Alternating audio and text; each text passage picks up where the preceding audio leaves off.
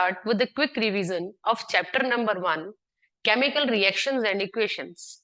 तो what are chemical reactions? Chemical reactions एक ऐसा प्रोसेस है जिसमें कुछ नया सब्सटेंस फॉर्म होता है, something new with new properties formed. यानी कि इसमें होता क्या है, एलिमेंट्स का रीअरेंजमेंट होता है एक तरीके से. तो हमारा जो चैप्टर है वो स्टार्ट होता है with an experiment of magnesium ribbon. So what we will do, we will burn a magnesium ribbon in air. जब हम मैग्नीशियम रिबन को एयर में बर्न करेंगे, हीट करेंगे, तो क्या होगा, it will be converted to magnesium oxide. तो ये हुआ एक chemical reaction because rearrangement of elements की वजह से something new has been formed. Fine.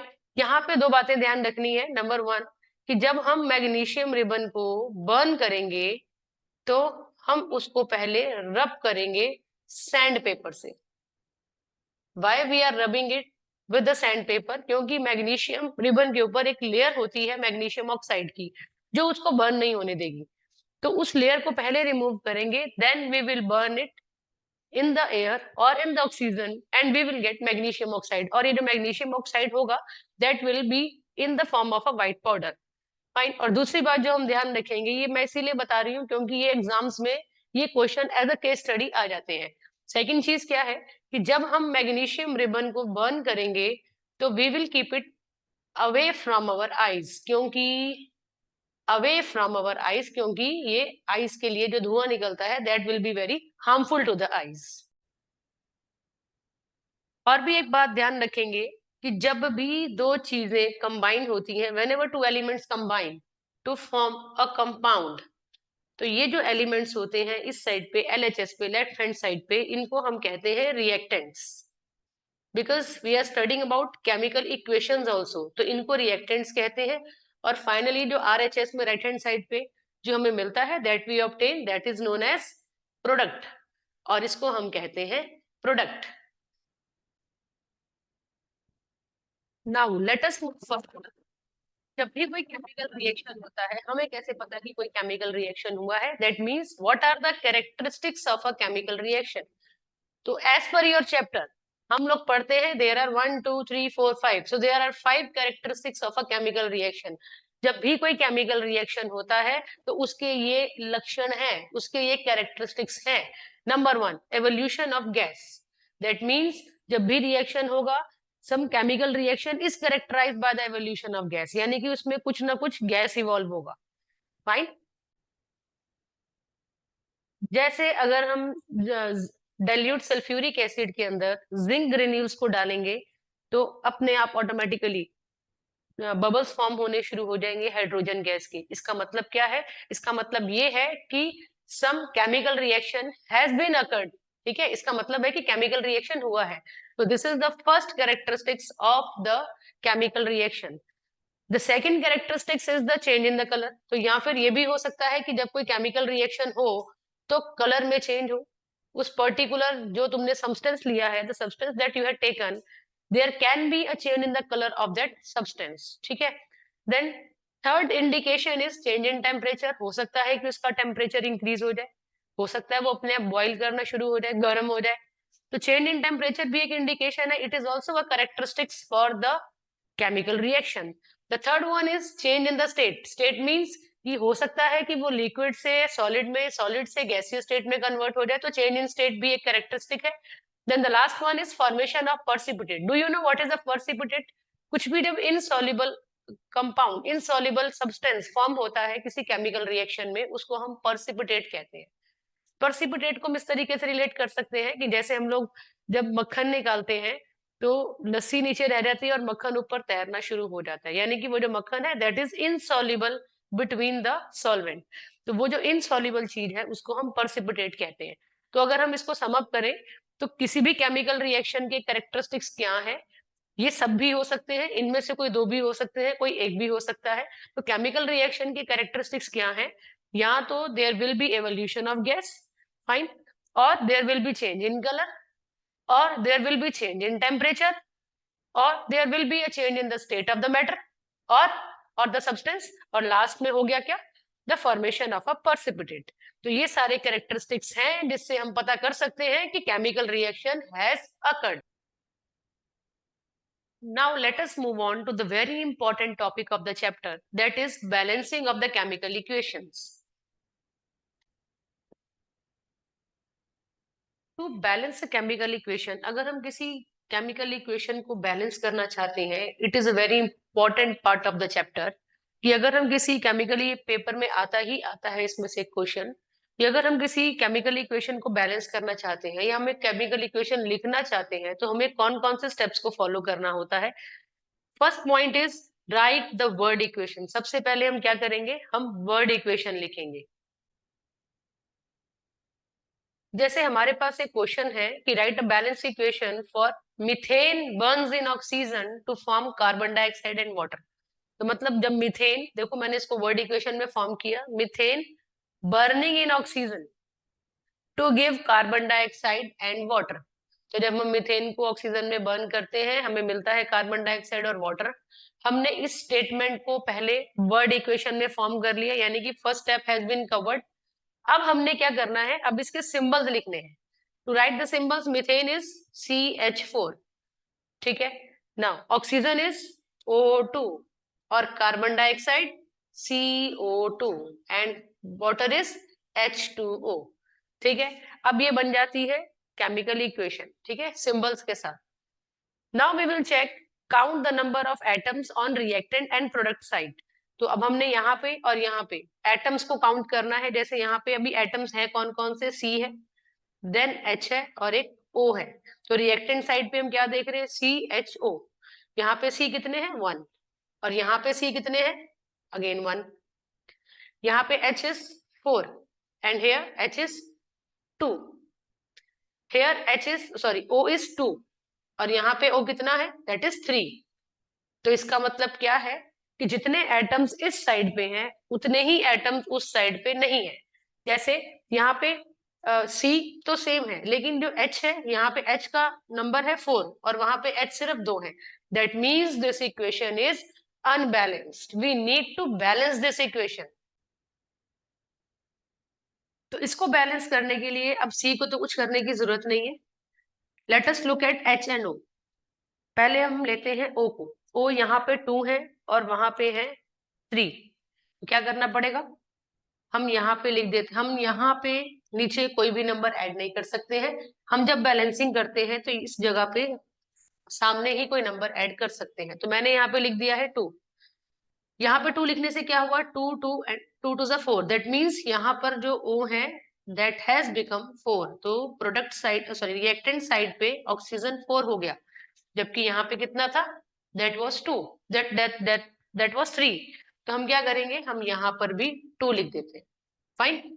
तो अब ऑक्सीजन इज 2 यहाँ पे और 2 यहाँ पे। तो यहाँ पे जो ऑक्सीजन है वो प्रोडक्ट और रिएक्टेंट साइड में अब बैलेंस हो गया, 4 हो गया, ठीक है। क्योंकि मैंने यहाँ पे 2 लिखा, 2 2 जा 4, तो O हो गया 4। यहाँ पे 2 ये रे O और 2 ये रे, तो 4 हो गए। नाउ अब क्या अनबैलेंस है, H अनबैलेंस है। यहाँ पे H4 है और यहाँ पे H2 2 जा 4। Now it has become 4, H भी 4 हो गया। बस अब इक्वेशन बैलेंस होगी। तो इस तरीके से हम अनबैलेंस इक्वेशन को बैलेंस करते हैं, 3 स्टेप्स को फॉलो करते हैं। हम पहले इक्वेशन को वर्ड इक्वेशन में फॉर्म करते हैं जस्ट लाइक दिस, उसके बाद इसके सिंबल्स लिखते हैं। सिंबल्स लिखने के बाद हम लोग एटम्स को रिएक्टेंट साइड पे और प्रोडक्ट साइड पे काउंट करते हैं। अगर वो बराबर नहीं होते तो हम उनको बराबर करते हैं। बराबर करने के लिए आप मिड में कोई टर्म ऐड नहीं करते हो, कोई नंबर ऐड नहीं करते, ना ही हम इसको रब करके यहाँ पे कुछ नंबर ऐड कर सकते हैं। नो, हम कर क्या सकते हैं, मैक्सिमम वी कैन डू कि we can put a number here. हम यहाँ पे किसी नंबर को ऐड कर सकते हैं एज पर द रिक्वायरमेंट। हम यहाँ पे किसी नंबर को ऐड करके इक्वेशन को बैलेंस कर सकते हैं। Let us balance one more equation, एक और ट्राई करते हैं। जैसे ये प्रोडक्ट साइड पे इट इज H2O2 और यहाँ पे है H2O प्लस O2। सबसे पहले तो हम एटम्स लिख लेते हैं। हाइड्रोजन का एटम है यहाँ पे और ऑक्सीजन का है, दोनों तरफ, ठीक है। तो यहाँ पे हाइड्रोजन इज 2 इन नंबर और यहाँ पे भी 2 है, तो मतलब हाइड्रोजन तो बैलेंस है। ना move on to O। O यहाँ पर 2 है और यहाँ पर दैट इज 3। अब क्या करना है, अब that means this is an unbalance equation. सबसे पहले हम ये देखेंगे कि क्या बैलेंस क्या जो इक्वेशन है वो बैलेंस है या नहीं है? तो ये तो पता लग गया कि ये अनबैलेंस है। अनबैलेंस क्यों है? क्योंकि ऑक्सीजन जो है इसके अमाउंट ऑफ एटम्स दोनों साइड पे बराबर नहीं है। तो what we will do, we will try to balance it. कैसे करें बैलेंस? हम लोग क्या करते हैं, यहाँ पे लिखते हैं 2। फाइन, यहाँ पे 2 लिखने से क्या होगा? Now h is 2 2 the 4, that means h हो गया यहाँ पे 4, और यहाँ पे h कितना है? 2 है। तो हम यहाँ पर भी अगर 2 लिख दें तो नाउ h यहाँ पे 4 है और यहाँ पर भी 4 हो गया। o यहाँ पे 2 2 द 4, o इज 4 हियर, और यहाँ पर भी 2 ये रे और 2 ये रे 4। Now the equation is totally balanced. Now let us move on to the types of chemical reactions. So there are basically 1, 2, 3, 4, 5. There are basically 5 types of chemical reaction. Number 1 is combination reaction, then decomposition reaction, displacement reaction, double displacement reaction, and then oxidation and reduction reaction, जिसको हम redox reaction भी कहते हैं। Start करते हैं combination reaction से। जैसे कि नाम सजेस्ट खुद से ही करता है, combination reaction means when to elements combine, जब दो चीजें मिलती हैं और एक प्रोडक्ट बनता है, that is known as combination reaction. That means those reaction in which two or more substances combine to form a single substance are called combination reaction। Carbon था, इसमें आपने ऑक्सीजन को कंबाइन कर दिया और बन गया carbon dioxide, so this will be a combination reaction। fine, now decomposition reaction, ऐसा क्वेश्चन भी आता है कि by decomposition reaction is called the opposite of combination reaction। तो decomposition reaction बिल्कुल combination reaction का opposite है। combination reaction में दो चीजें मिलती हैं और कुछ नया बनता है, और decomposition में एक सिंगल जो भी कंपाउंड है that break downs to give out two और मोर डिफरेंट एलिमेंट्स। तो डिकम्पोजिशन में उल्टा होता है, कोई भी एक कंपाउंड ब्रेकअप हो जाता है और कुछ नया फॉर्म होता है। जैसे कि हम लेते हैं यहाँ पे CaCO3, when we heat it, जब हम इसको हीट करते हैं तो क्या होता है? CaO plus CO2 is formed. देख रहे हैं आप कि एक सिंगल सब्सटेंस था जो ब्रेक डाउन हो जाता है इन टू और मोर सब्सटेंसेस। तो यानी कि यहाँ पे एक दो चीजें मिली थी और एक बना था सब्सटेंस, और यहाँ पे एक सब्सटेंस ब्रेक होता है तो दो चीजें बनती हैं। तो ये कॉम्बिनेशन रिएक्शन है, यहाँ पे कंबाइनिंग हो रही है और यहाँ पे डीकम्पोजिशन हो रहा है। तो अगर क्वेश्चन आता है कि why decomposition is the opposite of combination reaction, तो हमें समझ में आ गया है कि कॉम्बिनेशन में चीजें कंबाइन होती हैं और डीकम्पोजिशन में एक सिंगल सब्सटेंस ब्रेक होता है, then new substance is formed. और अगर ये डिकम्पोजिशन, अगर ये सब्सटेंस ब्रेक होता है बिकॉज ऑफ हीट, तब इसको हम कहते हैं थर्मल डिकम्पोजिशन। फाइन, और अगर ये सब्सटेंस ब्रेक होता है because of the supply of electric current, तब हम इसको कहते हैं इलेक्ट्रोलाइटिक या इलेक्ट्रोलाइसिस। तब हम इसको इलेक्ट्रोलाइसिस, इस प्रोसेस को हम इलेक्ट्रोलाइसिस कहते हैं। Now is the displacement reaction, those reactions in which one element takes the place of another element in a compound, that is known as displacement reaction। तो ये तो थी definition। अब नाम से पता लग रहा है डिस्प्लेस हो जाना, यानी कि अपनी जगह से हट जाना, अपनी जगह से हिल जाना। तो ये कब होता है कि जनरली जब एक लेस रिएक्टिव एलिमेंट को मोर रिएक्टिव एलिमेंट उसकी जगह से हटा के उसकी जगह पे चला जाता है, तब हम उसको कहते हैं डिस्प्लेसमेंट रिएक्शन। फॉर एग्जाम्पल, ये कॉपर सल्फेट था, इसको हमने जिंक से रिएक्ट किया, as zinc being a more reactive metal will displace copper from its solution. तो जिंक क्योंकि मोर रिएक्टिव मेटल है, ये कॉपर को उसके ही सॉल्यूशन से हटा देता है और अपना एक कंपाउंड फॉर्म कर लेता है और कॉपर अलग हो जाता है। क्यों हो गया अलग? क्यों जिंक ने इसको रिप्लेस किया? Because zinc is more reactive than copper. तो यहाँ पे हुआ ना डिस्प्लेसमेंट, जगह चेंज हुई है ना, डिस्प्लेस हुआ है ना कॉपर अपनी जगह से और जिंक भी। तो this is known as a displacement reaction. और अगर यही डिस्प्लेसमेंट दो कंपाउंड्स में हो जाए तो, जैसे इस एग्जांपल में यहाँ पे देखते हैं हम, that was silver nitrate and that is sodium chloride. ठीक है, ये है डबल डिस्प्लेसमेंट रिएक्शन, जहां पे दो कंपाउंड्स रिएक्ट करते हैं, the reaction in which two compounds react by an exchange of ions to form a new compound. दो नए कंपाउंड बनते हैं यहाँ पे। ठीक है, और that is because of the change exchange of the ions. तो यहाँ पर भी डिस्प्लेसमेंट है, दो न्यू कंपाउंड फॉर्म होते हैं जब दो कंपाउंड्स रिएक्ट करते हैं, एक्सचेंज ऑफ आयंस होता है, तब न्यू कंपाउंड्स फॉर्म होते हैं। एंड क्योंकि यहाँ पे दो कंपाउंड्स है, आयंस का रोल है, तो that is known as double displacement reaction. And the last and the most important type of chemical reaction is reduction and oxidation reaction, जिसको हम कंबाइन करके रिडॉक्स रिएक्शन भी कहते हैं। तो किसी भी रिएक्शन में रिडक्शन कब होता है? जब उसमें से ऑक्सीजन रिमूव होता है तो उसको हम रिडक्शन कहते हैं। ठीक है, और अगर उसमें ऑक्सीजन ऐड होता है तो उसको हम ऑक्सीडेशन कहते हैं। और अगर हमें इक्वेशन में ऑक्सीजन ना गिवन हो और हाइड्रोजन गिवन हो तो हम देखते हैं हाइड्रोजन को। दैट मीन्स अगर एडिशन होता है हाइड्रोजन का तो उसको रिडक्शन रिएक्शन कहते हैं, और इसका अपोजिट अगर रिमूवल होता है हाइड्रोजन का तो हम उसको ऑक्सीडेशन रिएक्शन कहते हैं। तो let us take an example ताकि ये कॉन्सेप्ट और क्लियर हो जाए। जैसे CuO प्लस H2, इसको हमने हीट किया, we heat this compound, fine. हमने इन दोनों को हीट किया और फिर हुआ क्या, we got Cu plus H2O। ठीक है, इसको हीट करने के बाद वी गॉट दिस। अब हम क्या देख रहे हैं कि यहाँ पे CuO था, यहाँ पे O था, लेकिन जब हम इधर देखते हैं तो O चला गया। दैट मीन्स इसके अंदर क्या हुआ है, O रिमूव हुआ है। यहाँ पे रिमूव होता है O तो उसको हम क्या कहते हैं, that is a reduction reaction. तो ये हुआ हमारा reduction, that is the reduction reaction. लेकिन साथ ही साथ हम क्या देखते हैं कि जब यहाँ से O रिमूव होता है तो वो O इस H2 के साथ जाके ऐड हो जाता है यहाँ पे। ठीक है, अब क्योंकि यहाँ पर O ऐड भी हो रहा है तो ये होगा हमारा ऑक्सीडेशन रिएक्शन।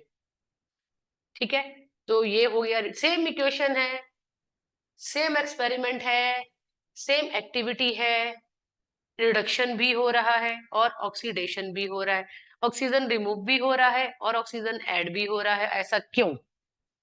ऐसा इसलिए क्योंकि हमने पढ़ा था कि केमिस्ट्री में एक लॉ होता है कि the during a chemical reaction, during a chemical reaction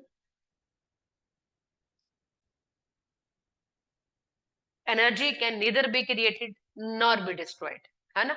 और यहाँ पे देखते हैं अगर यहाँ से ऑक्सीजन रिमूव होता है तो वो कहीं ना कहीं तो ऐड होगा ही होगा, that can not be destroyed in a chemical reaction, fine. तो यहाँ से अगर ऑक्सीजन रिमूव होता है, रिडक्शन होता है, तो साथ ही साथ ऑक्सीडेशन का होना भी जरूरी है, क्योंकि रिडक्शन और ऑक्सीडेशन साथ साथ चलते हैं, इसीलिए इसको हम कंबाइन करके रिडॉक्स रिएक्शन कहते हैं। तो रिडक्शन के लिए या तो रिमूवल ऑफ ऑक्सीजन हो या फिर एडिशन ऑफ हाइड्रोजन हो, that will be a reduction reaction.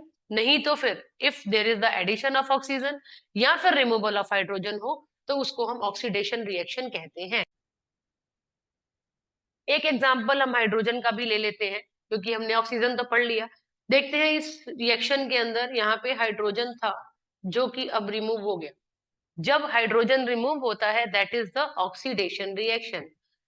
But as per the law of the chemistry क्या होना चाहिए कि अगर यहाँ से हाइड्रोजन रिमूव हुआ है तो कहीं पे ऐड भी होना चाहिए, और हुआ भी है। तो जब हाइड्रोजन ऐड होता है that is an oxidation reaction. और दोनों रिएक्शन क्योंकि साथ साथ हो रहे हैं, सॉरी, व्हेन हाइड्रोजन ऐड होता है that is the reduction reaction. ठीक है, और जब दोनों रिएक्शंस एक साथ होते हैं तब हम उसको क्या कहते हैं, we say it is a redox reaction. तो redox reaction means reduction plus oxidation. Now the chapter has been completed. तो एक बार हमने इस पूरे चैप्टर का ओवरव्यू ले लिया है, क्विक रिवीजन कर ली है हमने चैप्टर की। इसके अलावा जो इंपॉर्टेंट टिप्स हैं regarding your board exam, that is कि ये जो टॉपिक्स हम लोगों ने पढ़े हैं, इसके जितने भी एक्सपेरिमेंट, जितनी भी एक्टिविटीज आपकी एनसीईआरटी बुक में है, ये आपको कवर करनी है। जैसे अभी हमने टाइप्स पढ़ा, रिडॉक्स पढ़ा, इसके जितने भी एग्जांपल्स आपकी एनसीईआरटी बुक में गिवन है, you have to go through all those examples, all those activities. क्योंकि केस स्टडी या फिर जो एजर्शन रीजनिंग की फॉर्म में, इसमें से इनकी एक्टिविटीज से क्वेश्चन आ जाता है। और सबसे इंपॉर्टेंट टॉपिक जो इस चैप्टर में है, that is the balancing of the chemical equations. I hope आपको ये चैप्टर समझ में अब आ गया होगा। We have gone through the revision. Thank you.